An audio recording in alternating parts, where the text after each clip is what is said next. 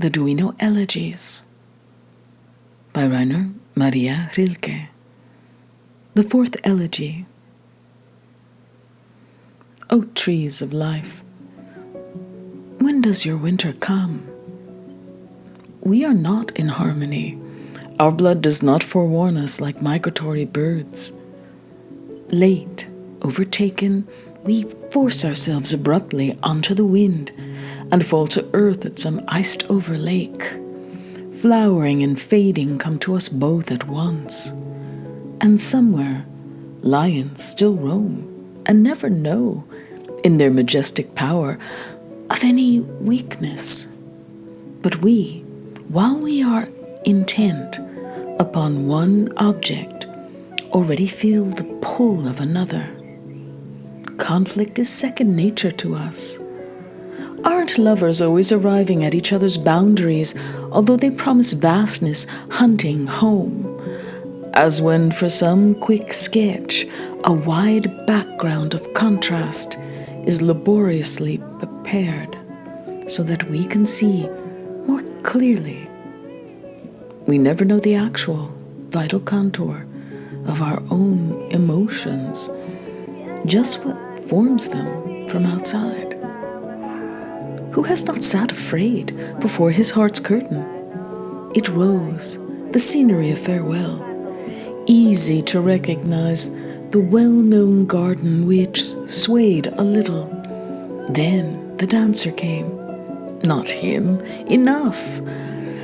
However lightly he moves, he's costumed, made up. An ordinary man who hurries home and walks in through the kitchen. I won't endure these half-filled human masks. Better the puppet. It at least is full. I'll put up with the stuffed skin, the wire, the face that is nothing but appearance. Here, I'm waiting. Even if the lights go out. Even if someone tells me that's all. Even if emptiness floats toward me in a gray draft from the stage. Even if not one of my silent ancestors stays seated with me, not one woman, not the boy with the immovable brown eye. I'll sit here anyway. One can always watch. Am I not right? You, to whom life tasted so bitter after you took a sip of mine, the first gritty infusion of my will. Father, who, as I grew up, kept on tasting and, troubled by the aftertaste of so strange a future, searched my unfocused gaze.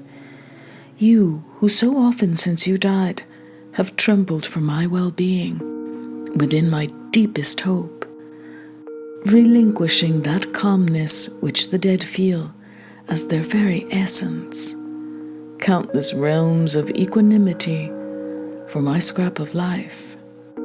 Tell me, am I not right? And you, dear women, who must have loved me for my small beginning of love toward you, which I always turned away from, because the space in your features grew, changed, even while I loved it, into cosmic space, where you no longer were. Am I not right to feel as if I must stay seated, must wait before the puppet stage, or rather gaze at it so intensely that, at last, to balance my gaze, an angel has to come and make the stuffed skin startle into life? Angel and puppet, a real play, finally. Then, what we separate by our very presence can come together, and only then the whole cycle of transformation will arise out of our own life seasons. Above, beyond us, the angel plays. If no one else, the dying must notice how unreal, how full of pretense is all that we accomplish here, where nothing is allowed to be itself. Oh, hours of childhood, when behind each shape more than the past appeared, and what streamed out before us was not the future.